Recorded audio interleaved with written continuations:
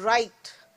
There is no need to think कि पता नहीं कैसा लगेगा, पता नहीं मुझे अच्छा लिखना आएगा या नहीं.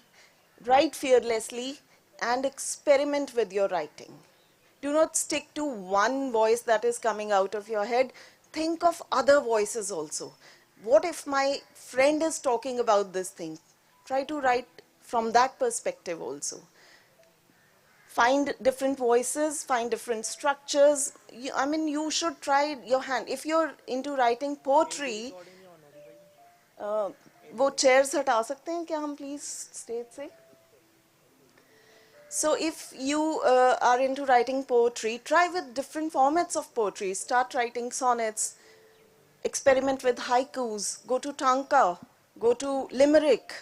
Try different styles of poetry. Do not stick to one. Of course, you must polish one particular style, but you must indulge in different types of styles, and then you'll come to realize what is your forte. Oh, that is a very detailed process. Haiku is a 3-line Japanese poetry, right? Haiku तो आजकल बहुत common है. And sonnet is a 14-line poem. I think वो तो आपको school में करवा दिया होगा, है ना? You know what is a sonnet? A 14-line poem? नहीं? Okay, we'll come to your school and we'll do a special workshop on poetry writing, okay? So this is one that you have to read widely and write boldly. ये नहीं हो रहा. See, if you are into writing, if you want to indulge in creative writing, be a good observer and a good listener. I know it's bad manners to eavesdrop, but if you want to write something and interesting, you have to eavesdrop. Don't drop names, but you can always include that kind of a dialogue or those characters into your creative writing. मैं तो हमेशा से ही करती हूँ. I once wrote about, I mean, I should not say it publicly, but I once wrote an article in Hindustan Times about the hairdresser whom I've been visiting for the last 18 years. That man can make or mar my hairstyle and my personality. तो जिस दिन उसको पता लग गया मैंने क्या लिखा है उसके बारे में, वो मुझे छोड़ेगा नहीं. But still I wrote because I found the conversation so interesting, the conversation that he was having with his mentees. There were some young people who had come to learn hairstyles from him, and he was having a conversation with them. You know what? He was doing my hairstyle, and he told them, "Come and see what I'm doing." And he said, "ये पीछे से आप देख रहे हो ऐसे ऐसे जो मैं कर रहा हूँ." You know, this is called a wedge haircut, and I was really impressed. Oh my God, the man knows wedge haircut. I mean, he's supposed to be an ordinary hairdresser. And then he said, "Do you know why it is called wedge cut?" And my curiosity was also piqued. Oh, I would also like to know. Of course I know it's a wedge-shaped cut. And then he said, "ये जो आप देख रहे हो ना, ये गोभी का डंठल है नीचे और ऊपर गोभी का फूल है, इसलिए इसको वेज कट कहते हैं." एंड इमेजिन मेरी क्या हालत हो रही होगी वहां बैठे हुए. आई वॉज लाइक सिमरिंग की मुझे ये जाने दे बाहर 5 मिनट के लिए, मैं हंसकर दोबारा वापस आ जाऊंगी अंदर. And one false move could make my neck go off my head, but I controlled and I enjoyed that conversation, and I wrote it down in an article in the Hindustan Times. The poor man still doesn't know about this conversation, and he might have forgotten, but I never did. So every time I visit him now, I try to control my laughter whenever I sit on that chair to get a haircut. So you have to eavesdrop, because many characters have been produced, even in literature, even in classics, many conversations have been produced by eavesdropping and observing other people. So you have to build characters in stories. You must observe people around you. Some people you might find so interesting that you would like to bring them into your story. So create characters out of observing people, and small details, they make your characters and stories so authentic that people would fall in love with it. I hope that makes sense. Okay. Flipping perspectives is very important. You cannot tell stories from one perspective only. Try adopting different perspectives. You know, history is all about facts, but you should realize that history has never been written in vacuum. Every historian, whenever puts facts into his writing, he adopts a perspective. He has a personal perspective which he tries to inculcate. तो किसी की history की किताब आपको बहुत interesting लगती है और किसी की dead boring लगती है. That is because the perspective changes. I wrote a story once about the 13th day of Mahabharat. We all know that on the 13th day of Mahabharat, Abhimanyu was killed in the Chakravyuh. Everybody writes from the perspective of Abhimanyu or from Arjun's perspective, that how he felt as a father. I wrote from the perspective of Duryodhan. What prompted him to kill Abhimanyu in such a cruel manner? After all, Abhimanyu was his flesh and blood. And still he adopted such cruel means to kill Abhimanyu because his own son Lakshman was killed on that very day. And that is what prompted him to kill Abhimanyu in a treacherous way. So I end the story by narrating the scene that in the Pandavs' camp, all the 5 Pandavs, they are mad with grief and they are pledging to take revenge on the Kauravas. But under a tree, Duryodhan is also sitting with the head of his son Lakshman in his lap. And he says, am I not a father too? Nobody thinks about me.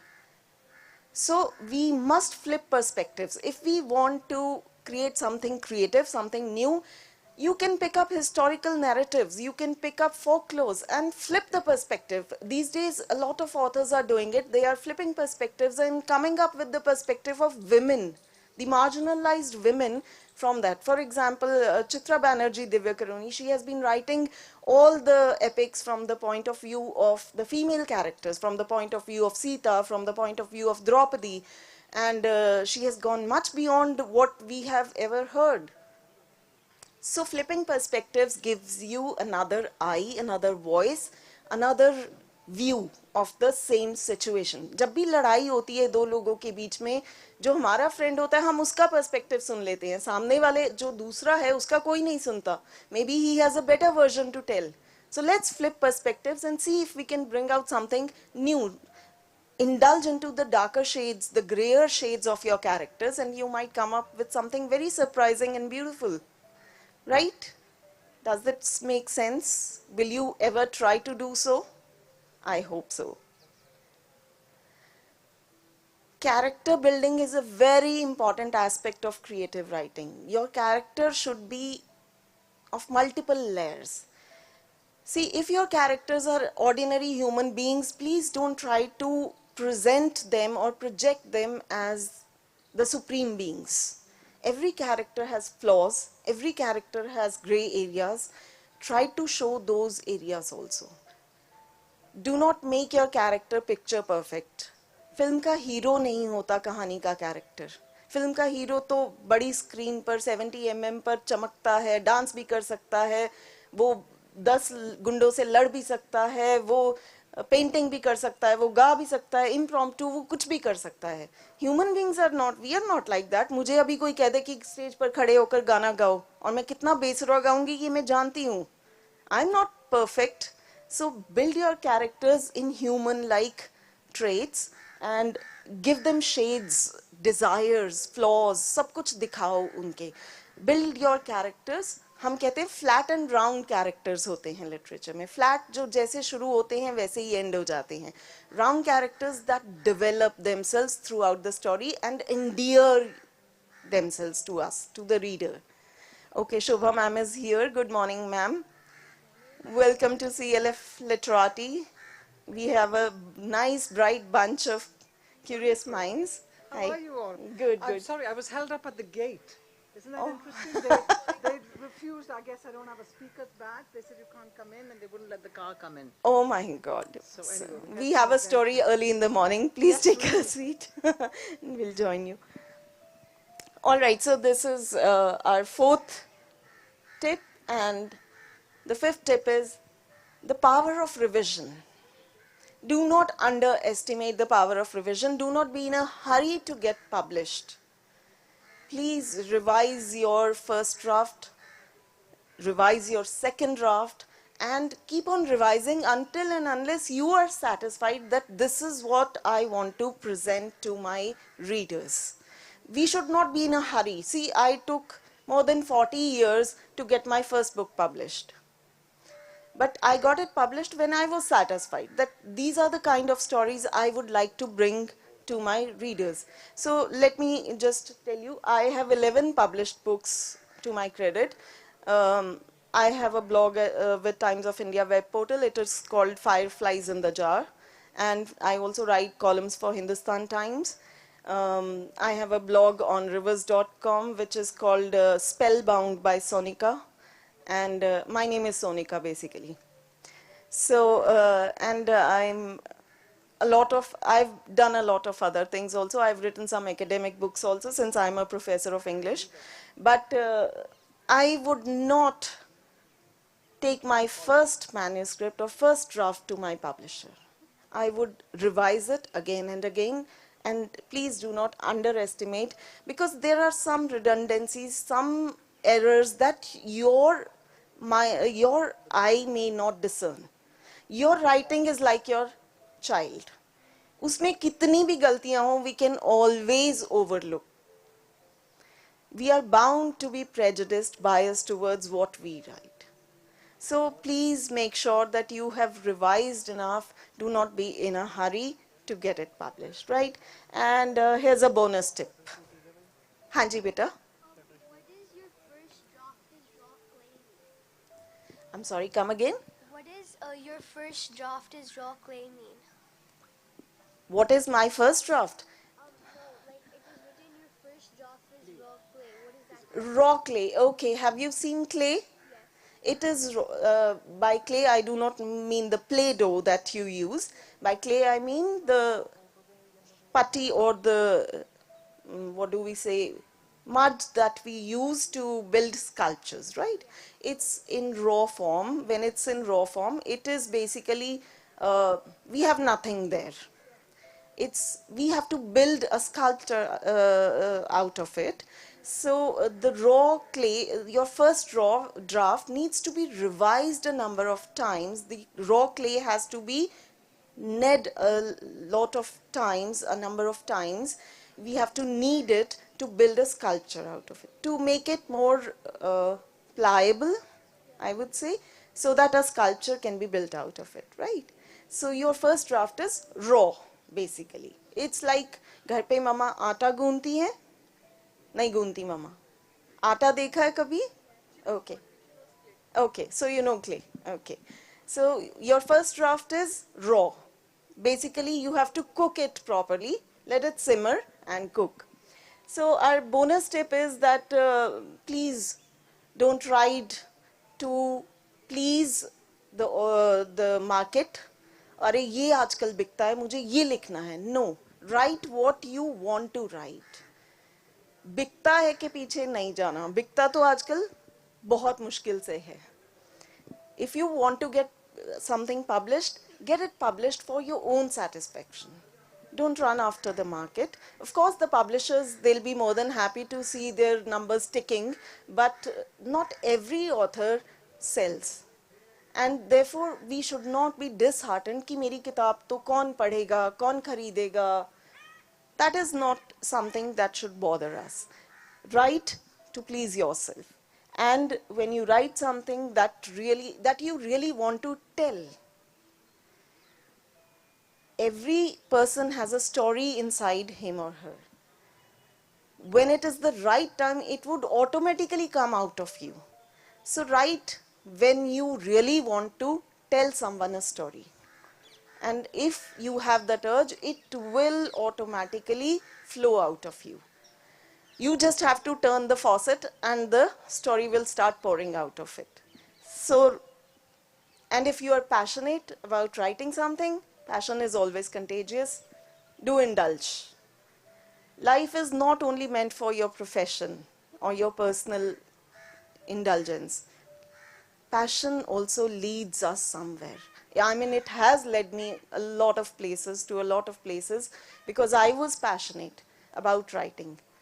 Not when I was young, but when I knew that I have done whatever I could do in my profession, in my personal life, and that is when I decided to indulge in my passion, and I'm happy where it has taken me today. So that is, can we have the last slide, please? Thank you. This was my part, the creative writing process and some of the pro tips. I hope you've enjoyed it. If you have any queries, we can always take them up later because you want to? Hanji sir.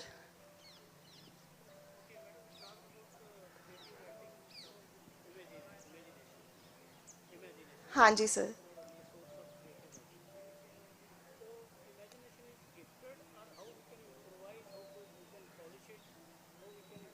See, sir, we are so blessed human beings. We are all born with imagination. Some of us have already honed our imagination. Some of us do not realize that we have such kind of imagination that we can write. You know, some are born great and some have greatness thrust upon them.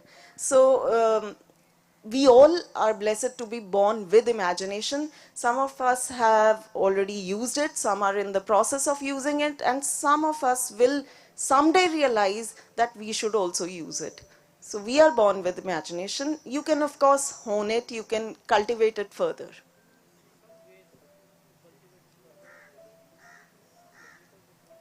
Sir, our next part, ma'am is waiting to take over the session.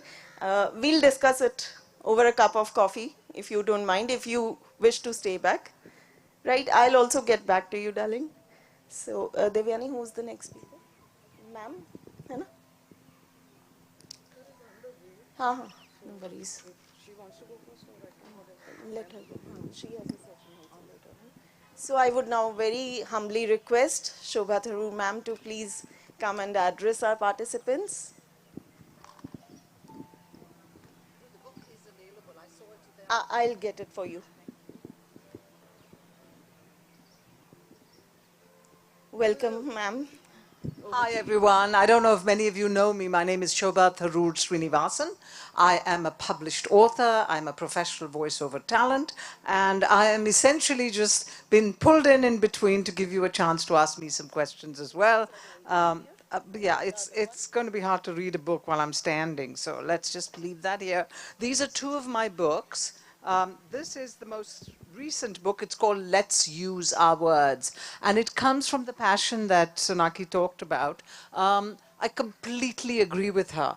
I've been traveling all over the country, going to schools, and I love the enthusiasm of children. They come to me, they talk about my work, they talk about their work, and it's exciting. But what's happening today, she's absolutely right, is that rather than sort of dive into your own passion, build your own interests, hone your skill, build your craft, everybody's trying to get published.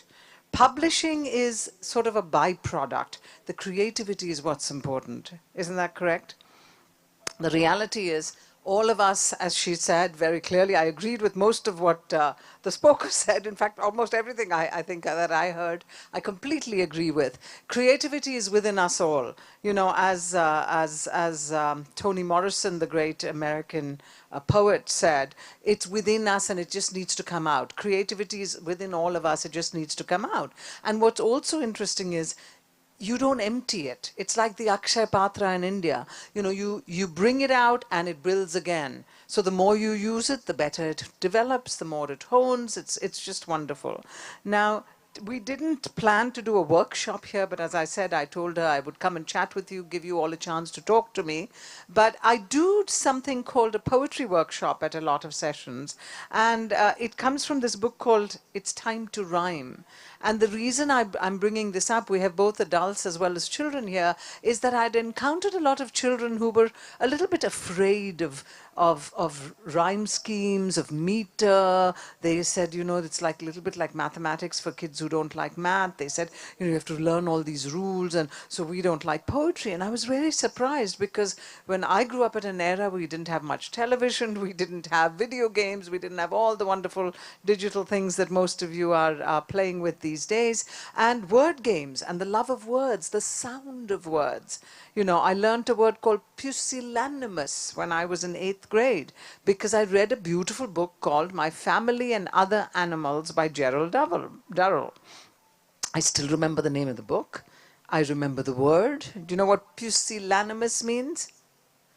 I know, nobody does. In fact, when I go to school, even the teachers say, what does that mean? It means cowardly. It means cowardly. But I remember it because of, the beautiful S sounds. It's sibilant, pusillanimous. It's multisyllabic. It sounds beautiful. It's a word I learned to spell, and I learned its meaning, and so I haven't forgotten it. And now when you're writing an essay, instead of saying, it was a cowardly act, you can say, it was an act of pusillanimity or something like that, and you'll sort of, confound your teachers a little bit, right? So it's a lot of fun discovering words and language, books. One thing she didn't say is that, yes, the passion is within us all. Yes, the creativity is within us all. Yes, the opportunity will exist. Don't think about publishing now. Think about writing and writing and writing. And when you are happy with something, it'll all surface into the world. I had written a little story when I was I can't again remember, it was so long ago. Old lady that I am, but about 8 or 10 I must have been. I wrote a story about rabbits, because those days, those were the books I was reading. We were reading Enid Blyton, we were reading Beatrix Potter, we were reading whatever those books were in those days, and we read voraciously, because that was my escape, that was my fun. It was fabulous. And we played word games with siblings, as I said. So I wrote something about rabbits, some adventure, and my father surprised me by sending it off to the junior section. I think you still have them maybe in the Hindu, or some of the newspapers have a Sunday junior section. So one day he called me, said, Shobha, come and look at this. And we went and looked up the paper, and it has an illustrated story, and it said Shobha Tharoor. My gosh, you see your byline, and that's addictive, and you just want to keep doing it. But it's not that I wrote immediately after that. You really need, remember, when you put something out into the public sphere, you want to put your best foot forward, correct? Who wants to send something out there that has full of spelling errors, or maybe you haven't thought out or fleshed out your ideas? There's no fun in that, because what's out there today is going to stay out there. Somebody will find it and say, oh, really? I didn't know she was a good writer. I read that piece by her that she had sent out into the world, and gosh, it was terrible, right? We don't want that. We all want to write and put forward our best book. So, of course, sometimes deadlines happen and you slip one book by that you're not as happy with as some of the others. But, it's essentially to your best interest to want to put your best foot forward. So I'm just reinforcing a lot of the things that were said earlier. Creative writing, in the beginning I was thinking, isn't all writing creative? But yes, creative writing is essentially being able to use, but honesty and authenticity is very important. So even if you can be creative with craft, which I have done in this book, but it's essentially plugging into your own inherent joys, loves, passions, interest. And I'll say that to you. So here's a book that's poetry. It's got 9 different poetic forms, and then what I make it, because it's written for children it's written for kids of all ages, and I have a lot of adults who love the book. It's essentially written with the idea that poetry is around us. Robert Frost said, it's like a lump in my throat, it's got to come out.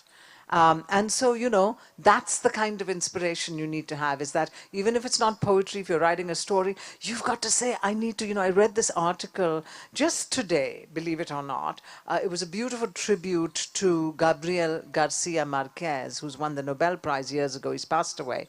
His wife, Mercedes, was not his inspiration, but his biggest support. So when he won the Nobel Prize, he thanked her, not the way the Oscar winners thank their wives because they feel they have to, or their husbands because they have to, but because he said that they couldn't have written this book. He took 18 months to write the book, and he says in this article that evidently he was in a car driving in one direction, and the entire story of this family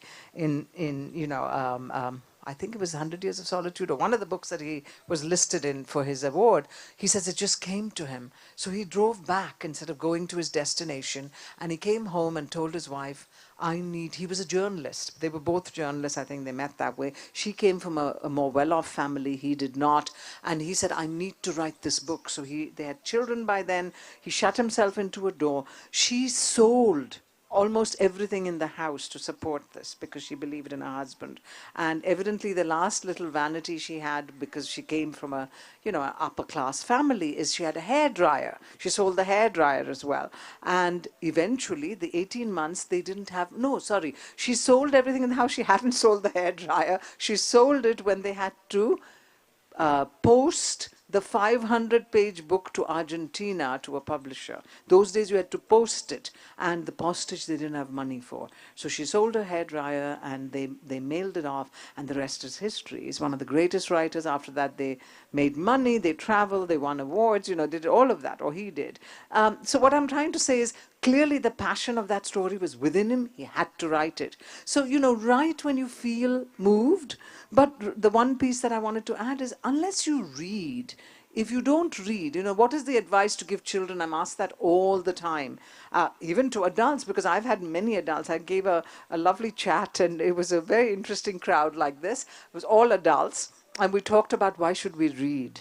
And so it was a dialogue. It was friends. We're all the same. It's not, I'm not telling you have to read. I'm talking to adults. So many of them came to me and they said, we don't really read. We don't have time to read. We read some business briefs or something else, but we're not really reading for leisure. And I said, that's so disappointing, because in the old days, that's what we did. I mean, that was our joy. I can't still get on a plane without a book in my hand. In fact, I get sort of antsy and stressed out if I'm on a long plane journey and I don't have a book and I've forgotten it, and then you have to look at your phone, or you have to, I don't know what, I don't take naps, so it's hard. So what I'm saying is the world you can inhabit in somebody's writing is so incredible. Don't think, I always talk about the fact that just as there's poetry of the classroom, poetry of the playground, there's books that you have to read for school, but there's also books that you can read for your joy. If your son is interested in, football, let him read about football. It doesn't matter. We don't have to enforce what children read.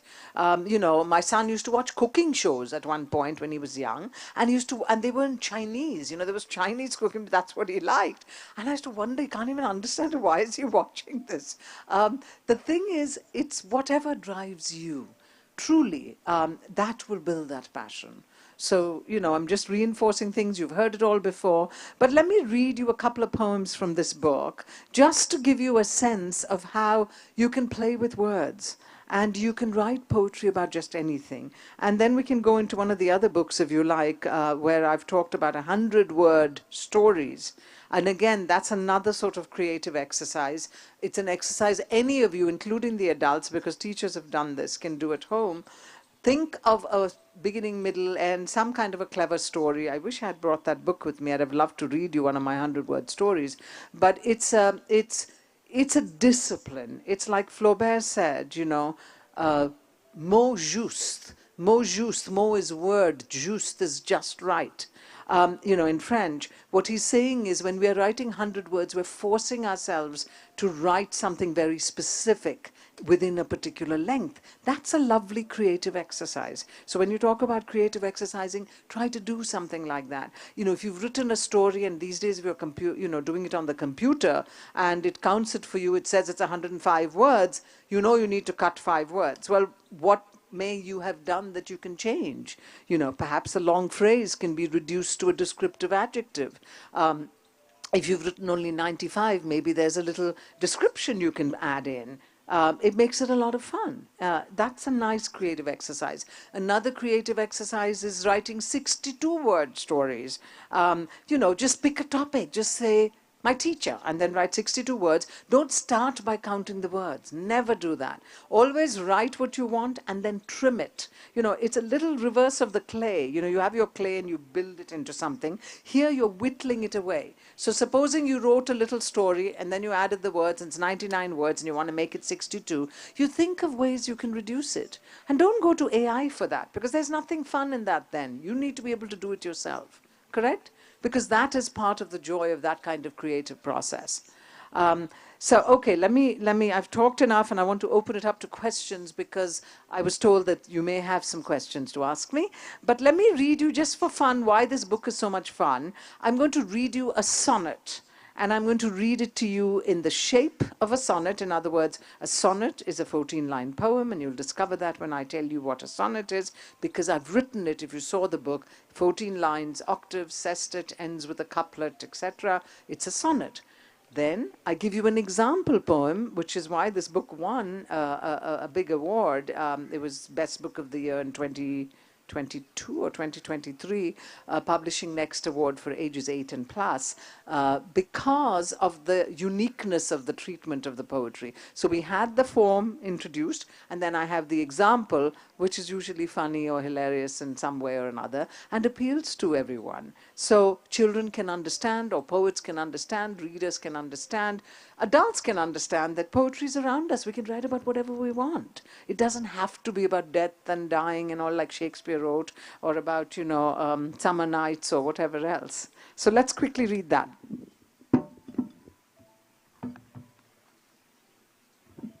This is called Sonnet in Iambic Pentameter. Now, don't let that frighten you. Iambic pentameter is 10 beats to a line with 5 long beats. So it's a little bit like your heartbeat. Da-dum, da-dum. So it's the da and then dum. So, it's that kind of a beat. But when you're reading poetry, obviously you're not going to read it in a sing-song way, because then the poem is no fun. But if you listen carefully, you should hear the 5 long beats. Okay? The sonnet is just a simple poem. Its length is predetermined at the start. 14 lines in total, not a long tome. The octaves 8, the sestet 6 apart. The first 8 lines may rhyme quite easily. The next 6 lines may change repeatedly. Though the meter can vary, I'll show you, some sonnets have 5 long beats through and through. Milton, Dante, and the great bard as well, with thoughtful words of life and death did tell. This form they used to express sentiment. They spoke of love and war and merriment.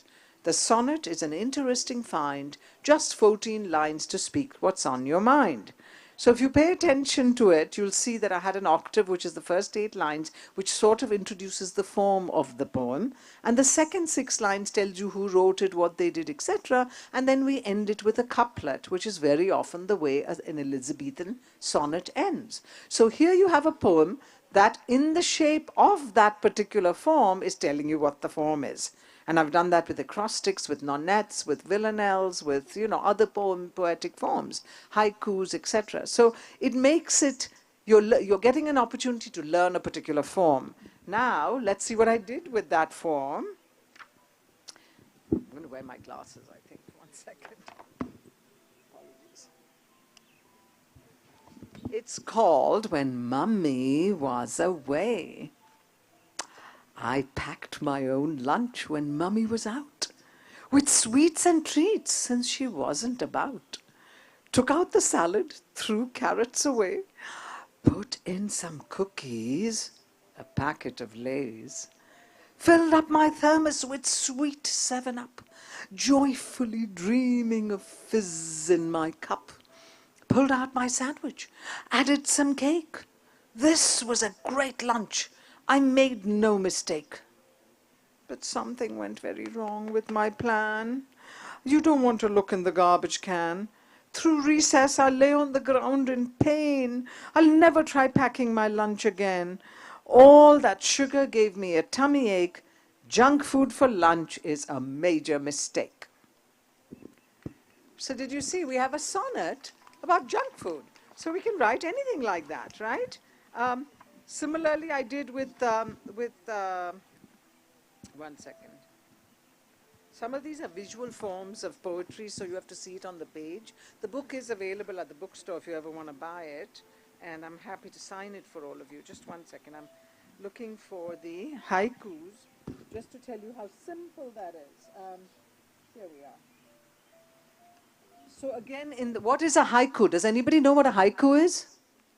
Is that one of the popular? Yes. It is a type of poem. Do you know the rules of a haiku, what it should be or anything? I think it's only 4 lines. 3 lines. It's a Japanese poem. It is a Japanese poem. It's very well known. Usually it was responding to nature, to your surroundings. That's what the usual topics of haikus were. But let me tell you what a haiku is in the shape of a haiku, and then I'll tell you the rule. A Japanese verse with 17 syllables and 3 unrhymed lines. Now, I have written that in the rule, okay? A Japanese verse. That's 5 syllables. The second line, with 17 syllables. That's 7 syllables. And 3 unrhymed lines is 5 syllables again. So it's 5, 7, and 5. And I've written it in that shape. So here we are. And then the example poems, which were fun. Her smile spread broadly on her face, showing white teeth, brightening Mum's day. Now, if I'd read it slowly, like each line, it would have broken up the sort of completion of the thought. So I read it almost like a sentence. But you can say, her smile spread broadly. That's 5. On her face, showing white teeth. That's 7. Brightening, and I took the license of not doing it as brightening, but brightening Mum's day, or brightening Mum's day, okay? There's another one. Some fear the outdoors, other the walls caving in, the night makes him scared. So, you can just about write anything you want into poetry once you know the form. It's the same thing with prose, as I mentioned, the 62-word stories, the 100-word stories. I know your session is only till 11, so if you have any questions for me, why don't you ask? Yes, of course. Oh, geez, I haven't counted them, but there's very, very many, and I'm discovering new ones all the time. To write this book, I wrote a nonette, and I didn't ever study nonette in school. I didn't know anything about a nonette. Oh, geez, I really wouldn't be able to tell you. Truly, there's, I've only introduced 9 poetic forms here. I at least know another 20 or 30. There could be many, many more. My second part of the question is that region-wise, country-wise, Yes? are there different ones used? So that's a very good question. I've started writing poetry that's beyond the sort of children's book. And many of these poems, by the way, have been put into class books, school books as well, as separately from the book itself. There are, we have our own traditions. So, for instance, the ghazal is part of the sort of subcontinental tradition, correct? I've been reading a lot. I'm reading and sending out poems as I write to literary journals all over the world, not children's books. And one of the poems I wrote, and I learnt about it, was that because I saw it in other journals, people are writing ghazals. And these are people as in the Western world. They're not of Indian origin, you can see by their name, whatever, and they're writing about interesting topics, but they're working within a form that they call a ghazal. Now, the way that I understood the way they've written it, and I took some license, and I actually got a poem published called Ghazal, a Prayer, about my mother, which went off to a literary journal in Germany, and they published it, which was fantastic. I was very excited. It was the first time I ever wrote a ghazal, but I did the ghazal based on what I was reading in the literary journals. And it was couplets, it was 2-line poems, no more than 10, I think you needed a minimum of 7 of those couplets, and you have to repeat the word in each couplet. So I said something about, folded hands, a prayer, and then the next 2 lines would have something, she called to Dada, a prayer. So essay, you have to keep saying the same word again and again. That was the form that I saw. Now, I haven't really studied the ghazal form, and if I really studied it, maybe somebody who knows ghazals will say, well, that's not exactly the form, but this is the form that's been working in the journals, and so I've done it. So yes, we probably have hundreds of forms. We have so many different traditions. There's something called a haibun, which is also from Japan, which I don't know how to write yet, but it's a shorter version of a haiku, and it's a different kind of Japanese poem. Similarly, as I said, there's ghazals, there will be we have our own repetitive verse that we do. We have what you call, songs. We have acrostic verse. Do you know what an acrostic verse is? Again, that probably came out by Hallmark card or something. When you're writing to mummy for her birthday, you have, the word mummy spelt down, M-U-M-M-Y, with ma, magnificent, unbelievable, whatever. So you write words starting with that first letter, and you come down all the way on the left, it becomes an acrostic poem. And so now that's becoming something. The other day, again, writing for grown-ups, I came across a term called an abecedarian. And so I said, what is an abecedarian? And I wrote 3 abecedarians, and it was great fun because I love writing and I love doing word exercises. Now, that's my passion. But an abecedarian is a poem that starts with A, the next line starts with B, the next line starts with C. So imagine this is in English, it's in English, so it's the English alphabet, and it ends with Z. And I wrote a poem called Weekend Marriage, but unfortunately I don't remember things anymore, so I can't tell you my poem, but it's out there, and it was hilarious, and it was really fun to write and quite fun to end, because what you are stuck with is that you need to do the A, B, C, D, and you have to work through that, but you can pick any topic and then think of appropriate words, language, emotions that tie to that topic. See, that's what makes it fun. So I did an abecedarian on a weekend marriage, because I actually had a weekend marriage with my husband in America. And then I wrote another poem called Coronavirus or something, and I talked about Corona and COVID and being locked down and all of that as an abecedarian poem. Then I wrote, I think when Trump won again, I was really upset, so I wrote something about politics, So whatever moves you. So creative writing, if you're having a seminar on creative writing, that's all I can say. Plug that, get excited. As I said, if it's tennis that excites you, think about tennis. It doesn't matter. It doesn't have to be something particularly rule-driven that, you want to do because your teacher told you to, or because somebody else has asked you to. Allow ourselves to sort of enjoy that. My poems, especially when I was a teenager, I used to read a lot of Thomas Hardy.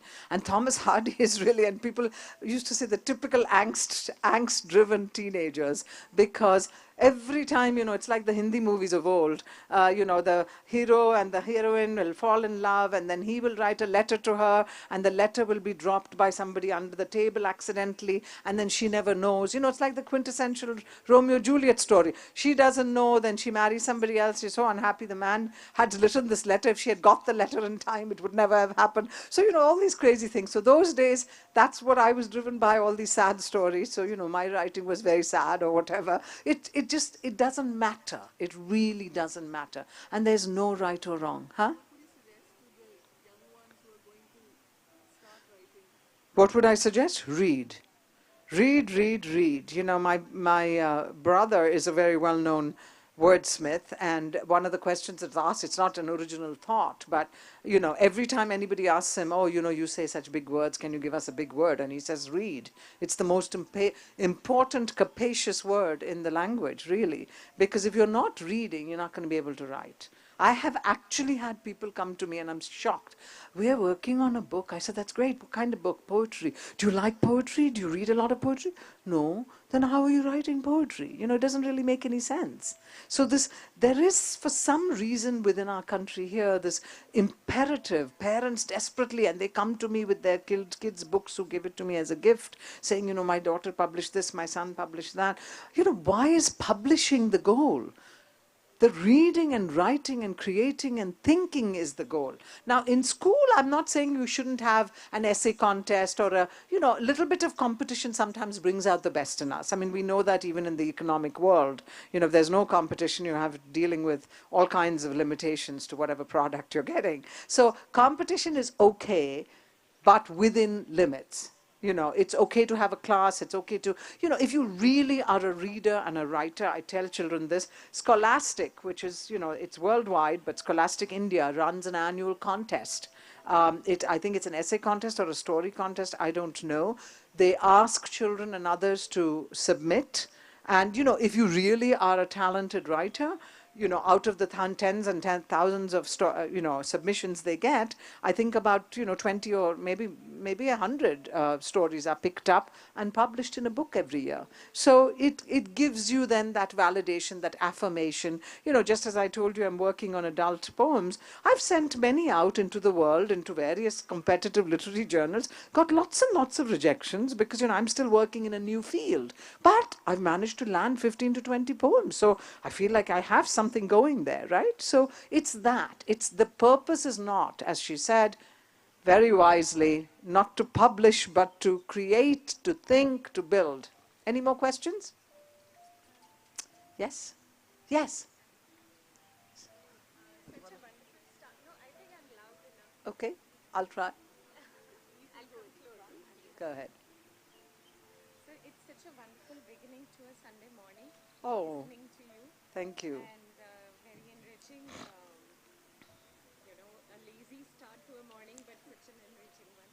So I just wanted to share what you have said. I'm a teacher. I teach French. Ah, So I managed my children with my students to write a cinquain.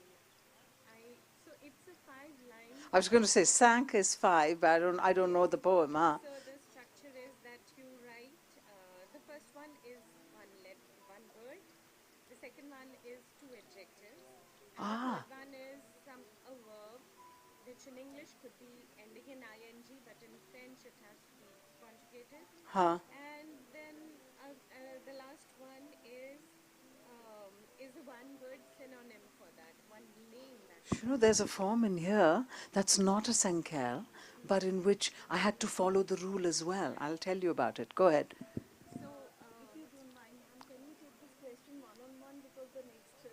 Oh, session is here? Oh, pardon me. Okay, so let's talk outside. Thank you, everyone, and thank you so much for giving me a chance to chat as well. Thank you for your introduction. Yes, it is. It's beautiful. Well begun. And it's a beautiful lake. This is Sukna Lake, right? This is Sukna Lake. And it's sort of I would call this almost my first visit to Chandigarh. And so it's... Thank you so much, ma'am, from Shobha Tharoor Srinivasan, the sister of the master of vocabulary, as we all know, Mr. Sashi Tharoor. So I'll be taking a small session on the essentials of storytelling, the process and the pitfalls. We also do, me and my friend Shubhangi Singh do a full-fledged 3-hour workshop. So on behalf of CLS, we have done at MCDAV. So if you all are interested, you can get in touch with us. So here I'm just giving you a little glimpse of that. So basically, like someone was asking, like, what is creative writing? It's not only fiction, it's non-fiction also. And anything which is the art of conveying a message or a sequence of events through a narrative that engages, entertains, or informs an audience. That is storytelling or creative writing. And one of the key elements of the storytelling is the structure of the story. So this typically consists of a series of interconnected events, and they are organized into different stages. This is what makes a story of an ordinary text. So it's a powerful tool that has been used for centuries to communicate values and emotions. Like just yesterday, if some of you were here, we had a session by advertising guru Prahlad Kakkad. And I was surprised. He said everything about his advertising was about stories. So that is what made the advertisement so interesting. And he said that he regrets the time when we heard stories all from our grandma at her lap or at her feet, but now kids are more in front of the TV or digital media.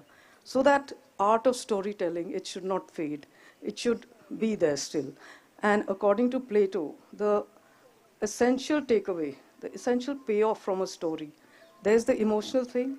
The primary value is that, the emotional and intellectual payoff. These are the stories which we are going to deal with. Now, Sonika has dealt with some of the process, and there's a setting, what is called the setting. You must engage all of the senses. When you're starting a story, like there are lots of kids here, so if I take Red Riding Hood, for example, otherwise in a college we had done Romeo and Juliet, but we actually acted it out. But can you all tell me what is the setting of Red Riding Hood story? The setting. What is the setting? Like here we are at a lake, so there we are in a forest. Like Red Riding Hood is going through the forest to her grandma's house. So that becomes the setting. And now to develop the idea of a story, you first have to identify what message you want to give or the theme that you want to convey. And then you can start to develop what is called the plot and the characters and the setting, which Sonika also said something about the characters. Now, how you can start writing? Like somebody asked, like, how do you get this idea? So either it's within you, you just wake up one night and you want to write a story, or like kids or in school, I think we should encourage brainstorming. So it involves generating a list of potential ideas or themes that you want to explore in your story. And you can do this by yourself, or you can do with a group of friends. Or your personal experiences, like a train journey, a trek, you might want to write about that, and it turns into a story. Also, if you're doing research, suppose we are doing a historical story, then we need to do proper research so I get our facts right. So there is this 5-act structure, and if I had time, I would have actually made you act it out, and you would have got there. But I will just briefly touch upon. So basically, it's the exposition, that's the story, it sets the stage, and it gives you the central conflict. Now, conflict is not always a bad thing, because if there's a conflict, you're going to resolve that conflict, and in resolving it, you're going to have a story. Like a movie has a villain, and then the hero defeats the villain, and you get a plot, you get a story. Now, after the exposition, there's a rising action, in which there's the development of the conflict. So the rising action is the second stage. And in the rising action, the story starts to build momentum as the characters encounter obstacles and challenges that they must overcome their goals. Now, there's the climax. You all must be knowing what is this in the movie. That's the turning point. And it's most intense and dramatic when the conflict reaches its peak and the fate of characters is decided. And the main character is forced to make a critical decision that will determine the course of the story. And climax is often the most memorable and impactful part of a story, as it was the audience is most emotionally invested. I think this generation has not seen Sholay, but since Dharmendra was so much in the news, I think everybody remembers that climax. So whether it's a movie or a story, the climax is the important part. And after that is the falling action. Now this stage is the tension, conflict starts to decrease, and the characters begin to deal with the aftermath. They are also having the consequences in the actions. The villain becomes a good guy, or like whatever, you can develop that. And then the resolution. Resolution is important because the loose ends are tied up. So you don't, it gives the reader a sense of closure, but this is not essential. There are many open-ended stories. When I have written, I have left it to interpretation of readers also. You can have many interpretations. So now, Red Riding Hood, you got the idea. If there's time, I will run you through that. Now I'll tell you about story writing. Somebody had asked about genres.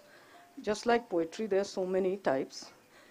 Here we have, you must be knowing, romance, fantasy, like Harry Potter, mystery, like Sherlock Holmes, young adult, thriller, satire, like Animal Farm, science fiction, and a new genre which is very catching on if you all want to write, young authors, is climate fiction. So if your story is based on climate fiction, there's every chance of it being turned into a movie which is very relevant, or you write a poem on that, it's very relevant for our times. Now, first of all, what happens when you pick up a book? There's the title. That's the first thing. It should be attention grabbing. And it should give a reader some idea of what the story is about and make them want to read more. Then is the hook. What is this?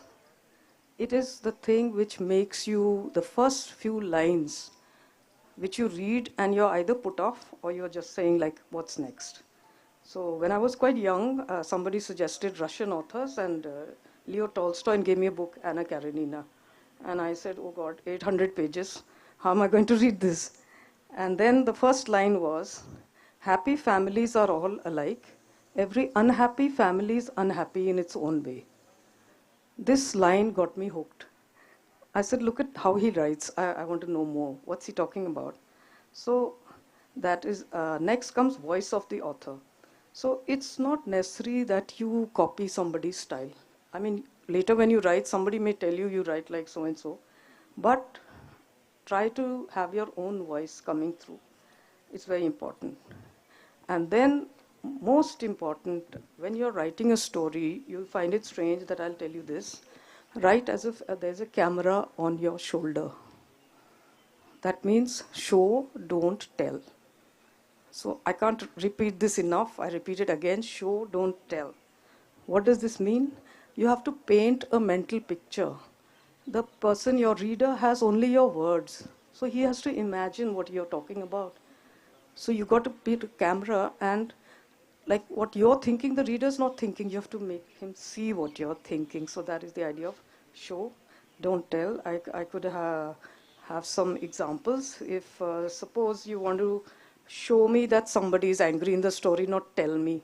Can you, anybody tell me how you would do it, or what you would write to show the person is angry, not tell me he's angry? You use lots of adjectives describing that he's angry. Yeah, you can say he was frowning or he was clenching his fist. So that is a better way than saying he was angry. Okay, so now the paragraphs and lines, of course, they should vary in length. You can use various fonts. You can use breaks. For time lags, you can use little asterisks. So that is very essential. There should be spaces which are easy on the eye when you're reading. Dialogue breaks are very important. I had written an entire story in dialogue form, which won the second prize here in the annual short story competition called Married Not Dead. And I also left the ending open, and the protagonist was a man in his 40s who falls in love with a younger unmarried girl. As a character, I didn't paint him black or white, but I left it to the interpretation. So that is also something when you're doing dialogues and developing characters. So you can do that. Like, for example, in Red Riding Hood, there's a dialogue where the Red Riding Hood is saying, "Grandma, grandma, what big ears you have, what big eyes you have." So the author is not telling you that the wolf was like this, he was like this, but through the dialogues he's telling you half the story. So then comes action tags. So yeah, the dialogues can be various types. They can be crisp, realistic, interjections, they can be trailing off. And then there is action tag. Now what is an action tag? Instead of telling your readers somebody is suspicious, what can we say? You can say he narrowed his eyes. You can say he yawned instead of saying he was tired. Or he shrugged to show confusion. Or clapping his hands for amazement. Or frowning for anger, like we said. So, like in Red Riding Hood itself, there are many examples. "Where are you going, little girl?" the wolf asked, licking his lips hungrily. Instead of saying the wolf was hungry. So it just makes the story so much more interesting to add these action tags. Language should be simple and accessible, avoiding too many big words. And you should be mindful of using what are called LY words, ING words. These can and you can add colloquial language. Suppose your story is set in Punjab and you add a bit of Punjabi there. It's okay. Like ma'am just said, you don't have to read only English and, like I had to start a story where I wanted to tell that the girl was an Indian. So she opened the door, and I didn't say she was Indian or it was said. I just said, "Kaun hai?" the dialogue. So people got it, like she's from India or she's Indian. So you can do that. Now, internal monologue is a very powerful tool. What is this? The person is talking to themselves. There's asides also. The author, he tells through he's thinking all out that what he's going to do next. So it can show what the character is thinking and feeling. For example, instead of telling the reader a character was nervous, what can you say?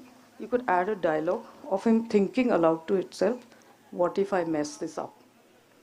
So these are the little tools which you can have. There's also layering. Now, just like when we have a cake or a dish and it's got many layers, we enjoy it so much better. So this is what happens when you're layering. Instead of a simple story, there can be a text. There should be subtext. There should be a theme, a sub-theme, motifs. Now, I'll give you an example of a subtext. So suppose I wrote a story and my mother is calling me and saying, "आप तो बहुत busy हो आजकल." Like, what is the subtext here? You know, what she's trying to say is, "आप मेरे को call नहीं करते हो, याद नहीं करते हो." So if you can convey these kind of emotions through a subtext instead of just saying mother was missing, therefore she called me and therefore I answered like this, and therefore it explains so much without actually saying that. And of course, there's a motive and leitmotif. What are motives? There's a recurring theme. Like in Charles Dickens, all of his novels, there's poverty as a motive. So that can be a running theme. And basically, subtext or another layer means below the surface, the unspoken or the implied. And I think we enjoy stories like this much more. It adds another dimension. Then comes the twist. Now, this makes a story very interesting. You're reading a normal story, everything's going normal, and suddenly there's such a twist in the middle or towards the end, so you enjoy that. But it should be incorporated inside the story. I mean, you can't be telling a normal story and suddenly bhoot aake sab kar jata hai, you know. It can't be that. There should be some clues in the story. And there can be many versions. There are people writing fairy tales, even Red Riding Hood. If you write it as a normal story and put a twist, it becomes a different thing. And I believe there were 58 different versions of Red Riding Hood. And in the 17th century, Charles Perrault, he had a tragic end to it, not a good end. So with the one we read is the Brothers Grimm version. So many times there are different versions of a story tale, a fairy tale. Then about the narrator, how you're going to narrate the story in first person, second person, third person, or what point of view you're going to write from. When your point of view and the voice of the author converges sometimes it's not. There's a thing called unreliable narrator. That is, suppose the person telling the story is a willful liar or mentally unstable person. So you go through the whole story and in the end you realize like whatever you heard was their version of the story, not the real one. So there is a movie like this called Shutter Island, and it's like mind-boggling because the whole movie you're thinking of something else and actually it's an illusion or something. I don't want to give any spoilers. So this is very interesting if you can do an unreliable narrator or an omniscient narrator, that is who knows everything and tells you everything about things which are not even visible. The ending should link back to the beginning somehow. Like if I'm starting this story about a lake, maybe I'll bring it back to the lake, and the motive is like memories at the lake. I had designed an exercise for you to write a 20-word story on lake and memories, but you can go back and do it. Like bringing all these, the plot and the, it should read like a story, not like a sentence or a description, right? So now we come to the last part, that is editing. Now, you've written a story and you've published it, and when you're launching your book, people are standing and saying, "Ye galat hai, ye spelling mistake hai, ye." We don't want to do that. So we're going to edit. We're going to edit and read it so many times, a first draft, second draft. And also this helps how, when you write and you'll allow yourself to, you distance yourself from something. You know, if I'm sitting here, I'll see a different picture. If I'll go and see from there, I'll see something else. So if you allow your piece to breathe and come back to it after 2 days, you will end up writing a better draft. Also try to read it aloud, because when you read loud, some redundant parts, it'll sound bad. It won't flow. If you're lucky to have friends and a team of beta readers, it's really, really good. And then double check the grammar and remove redundant words like certainly, very, really. You can leave these things. So although storytelling is a challenging and rewarding process, it can also be some dangers in it, which I'm specifying. Introducing too many characters too soon. See, it's a story, it's not an Indian wedding के चाची, ताई और सबके नाम आपने लगाने उसमें जब उनका कोई रोल नहीं है. बाद में स्टोरी का उनका कोई रोल नहीं है, please don't mention that. Even if that person is related to somebody great, you don't need to. All right? So that can overwhelm the reader. Then lack of proper description and character development. See, Sonika ma'am also talked about characters. How you're going to develop them is one thing. How it's very crucial to your plot. Because if I don't relate to the characters, I don't develop a bond with your characters in the story, it's not going to be interesting to me. So there is to be a character map, the relationship, the dynamics, and there's a protagonist, there's an antagonist. It should be clear who are the main characters, the sub-characters, and then over-explaining.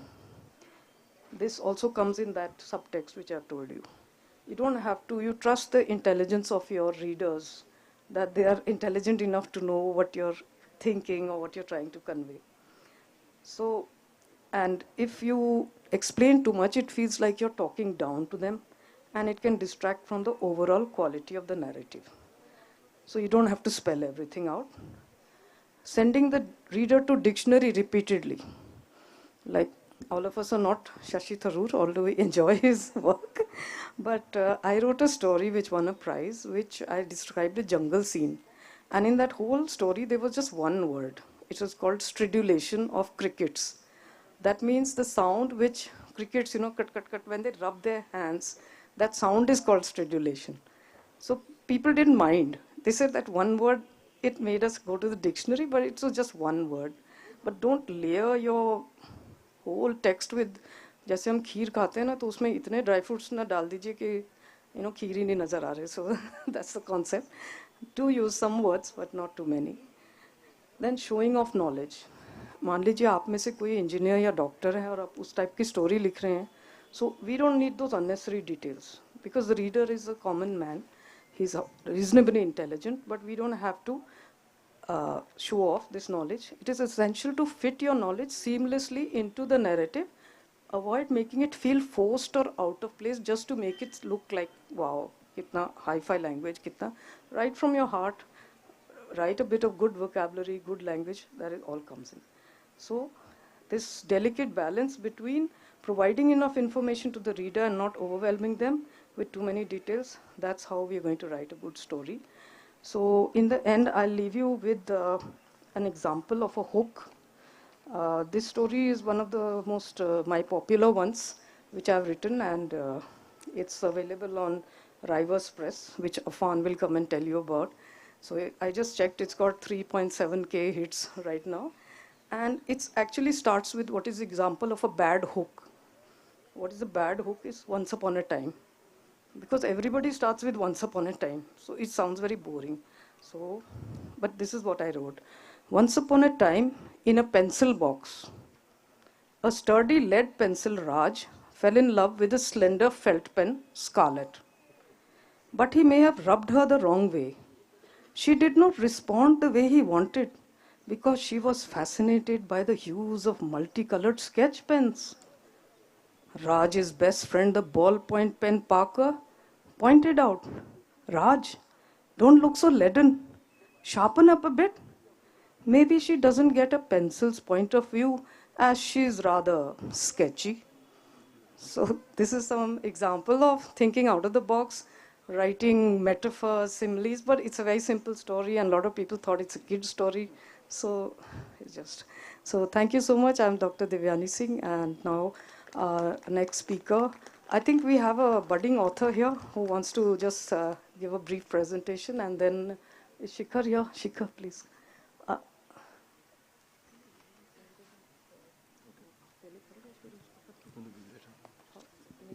Because we're running short of time, or we want to go after him then? What's the time? What's the time? Then you have to just mention 2 words when we're running short of time.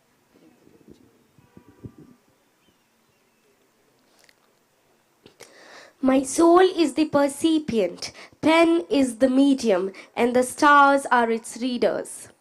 A very good morning to everyone. My name is Rujhan Chaudhary.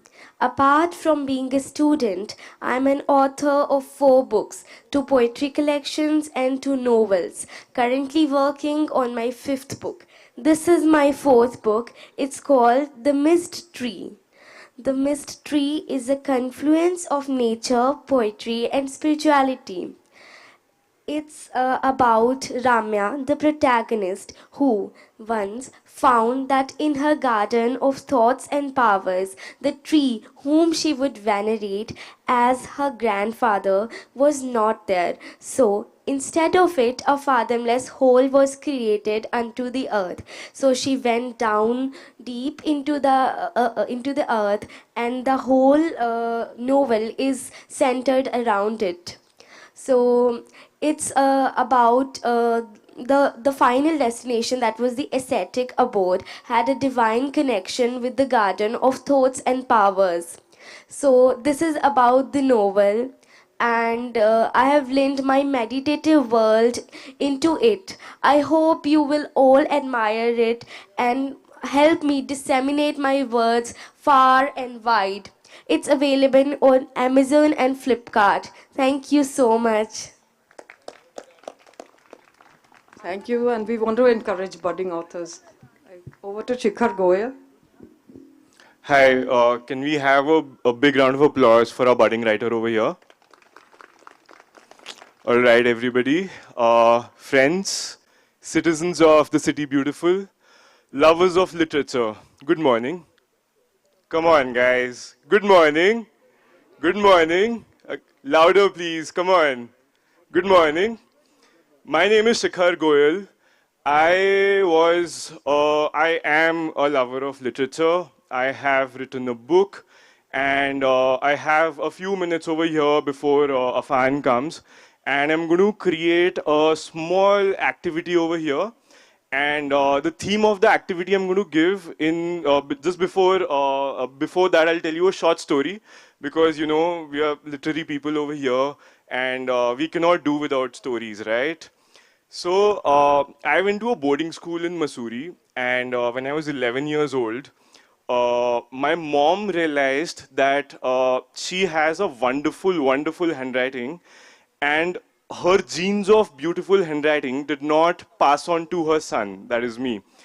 And she realized that if her son does not have a good handwriting, no matter how intelligent he is, he will not be able to show his, brain to the world, because no teacher would be able to read his answer sheet.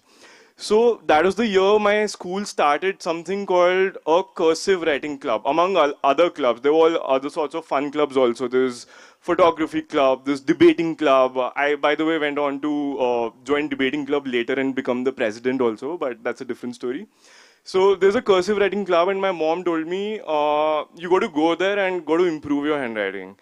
And I was too meek to say no to my mom, and I went to the creative writing club. And I'm in a boarding school, so it's not like a day school where I'm reporting to my mom like every single day. And I go to the cursive writing club, and I get the shock of my life. My mom and I, we both have misread the cursive writing club. It was actually the creative writing club. It was not the cursive writing club. So my handwriting at that point was, you've seen a doctor's prescription, anybody? It was worse than that. I think it's still worse. My mom would say it's still worse. It's like ants have, scrawled on a paper somewhere, and it was very ineligible. And long story short, I went to the creative writing club and I started writing stuff. I had a wonderful teacher. Her name was Ma'am Juliana D'Souza. And she made me write poetry, stories, anything, essays. And she encouraged me, she nurtured my writing, she put me on the stage, and she told me to, showcase my world to the world, showcase my work to the world. And I did that. And all this while, my mom was thinking, कि इसके मेरे बच्चे की handwriting improve हो रही है, but that was not the case. So I had this secret from my mom for the longest time. And now, obviously, my handwriting is not improved that much, but my mom is not too disappointed, because I have written a book now. Because of that creative writing club, I have written a book. And this book is called Delhi Disco. It got published by Penguin Random House India recently, earlier this year, a couple of months ago. So, guys, do not underestimate the value of a creative writing workshop or a class or a club that you encounter in your childhood.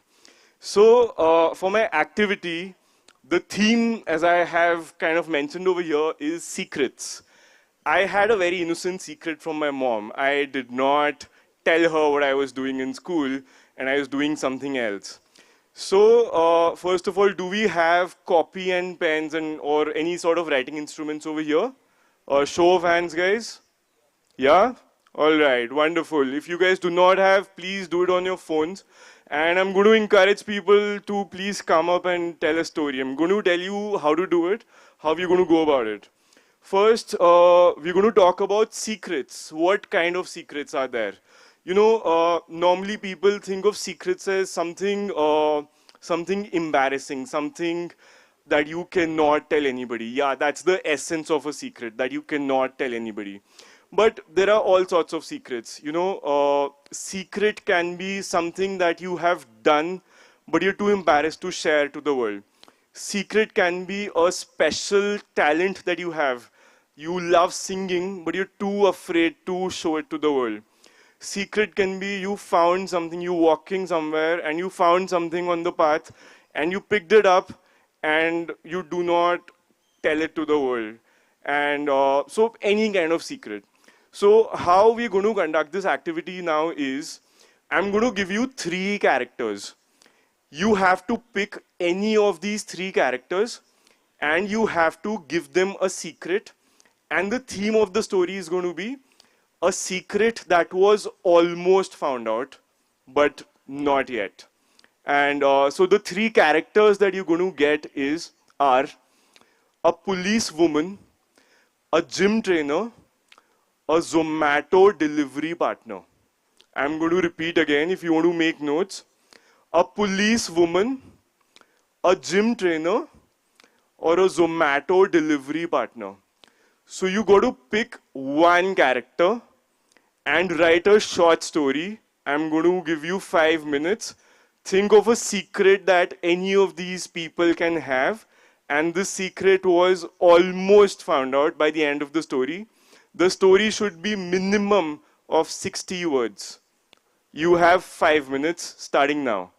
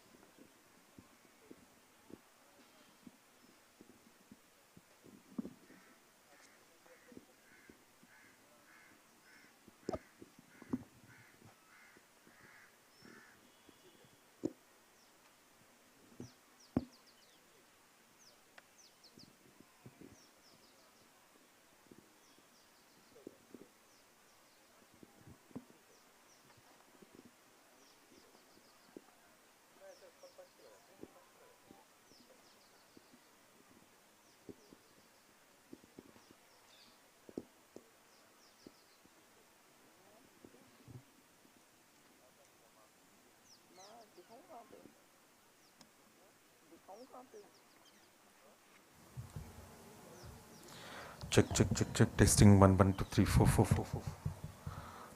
Check, check, check. Testing 1 1. Check, check, check, check.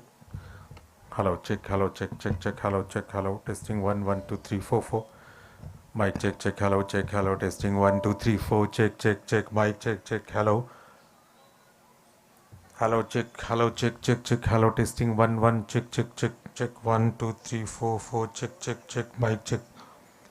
Hello, testing, testing, testing, testing. 1 2 3 4 4. Check, check, check. Hello, check, hello.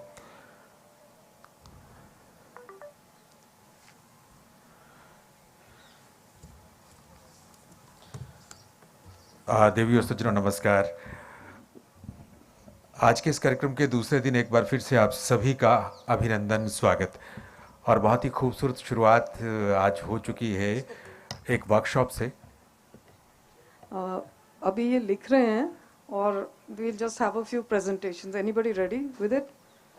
Yeah, they've been given a writing exercise, so if anybody wants to share, yeah, a secret which is not found out, right? Secret Nearly which found is out. Almost exposed. Almost exposed. Come on, guys. Any early birds?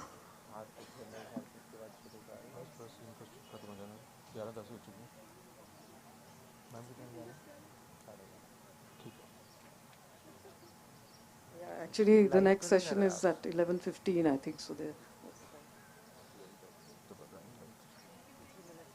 अभी ये live तो नहीं चल रहा ना?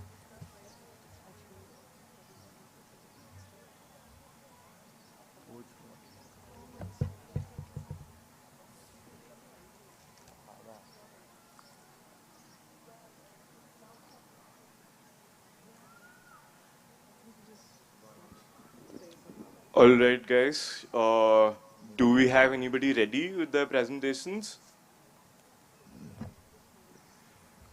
Okay, we do not need the entire story. You can just summarize the story. You can just tell the story in You can tell the story in just 2-3 broad sentences if you can.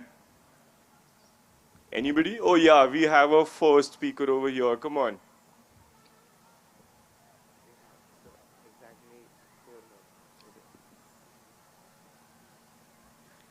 Can you state your name and what school are you from? Hi, I am Priyanshi Sharma and I am doing BA Econ Honours from Punjab University. I am undergrad student. So what I wrote was about the daring police women we had, and according to me, I just personified as a daring, valorous, strong and empathetic woman, which was often like seen as Rani Jhansi, modern Rani Jhansi, but her secret was that she had a secret fan page of her celebrity crush filled with romantic and corny edits, and it and it one day her secret came out when they were doing a cyber investigating thing, and she liked a video of that celebrity crush, and her IP address was revealed. So it was my imagination, what I imagined. Wow. Can we please give a big round of applause? Anybody else? Yes, ma'am. Yes, ma'am. I mean, I don't have a problem with the camera. Okay, all right. I mean, this come. Yeah, sure. Hi, morning, everyone. This is what I've managed to write so far. She turned up at work that day in her usual crisp uniform, her mind buzzing with all the things she had to do that day. Out of these, she knew work would soon push the most urgent one to the very periphery of the list yet again. The long olive sleeves hid the scars. Tomorrow would feel better. She knew she couldn't yet show her bruised arms. That's what I managed to write. Wow. So poetic. We have the space for one more speaker. Anybody in the front row? I see you guys writing. Sir? Yes, sir, please. I don't know if it's all there. There's only one way to find it. There's only one way. So the scooter sped away carrying his precious cargo, secrets from the underworld. He would deliver pizza, but eavesdropping on secrets was his real passion. Through rain, hail, sunshine, he would not buckle. He had secrets from delivering biryani to the president, pizza to the always hungover starlet, and the politician who would order from his bathroom. He would record the secrets and code on his red diary till the policewoman stopped him for overspeeding, but was enamored more by the 500 rupee note. And finally, the red diary made another escape. Wow. So I think you had an idea about the activity before I said, because you've written so much in such a short span. This is amazing. This is wonderful. All right, everybody. Thank you so much for participating. I had a lovely time. Now over to Afan. Over to the next line of events. So thanks everybody for attending this workshop and making it interactive. And I can see you all followed and actually had a character graph and nice characters etched out. We hope to see more of it. And now over to the next session. Thank you so much. बहुत बढ़िया शुरुआत आज के इस कार्यक्रम की हुई है.